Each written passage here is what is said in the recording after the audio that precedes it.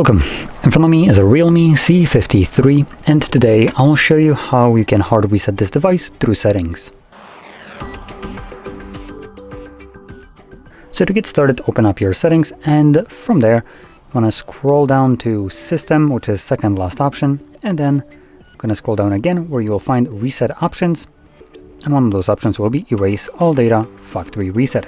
When you press on it, it will give you a message that factory resetting your device results in you losing your Google accounts, or losing meaning being signed out. System and app data and downloaded setting, or app data and settings, downloaded apps, music, photos, and user data. Now, the only things that you should actually worry here are the music, photos, and user data.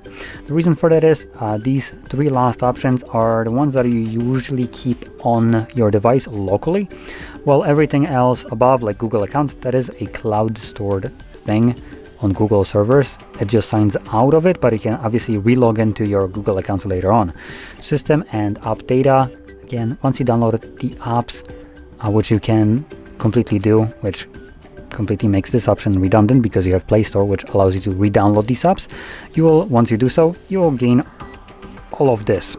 So again, those two options are redundant, but music, if you keep it locally on the device, you might want to create a copy of it. Same goes for photos. If you keep the photos locally and not on the Google Cloud storage, then make a copy to maybe your computer or somewhere else. And same goes for user data. Now, assuming you have already done the copy or you simply don't want to back up anything, you can progress by selecting Erase All Data. Now, if you have some kind of screen lock, you will need to confirm it right here. As you can see, I have a pattern. And once you do so, it will then just reaffirm that this removes everything. So just be aware of it. You can select Erase All Data, and now it will begin factory resetting our device. Now, this process will take a couple of minutes to finish up, and once it's completed, we'll then be presented with Android setup screen. So I'll be back once that is visible for me.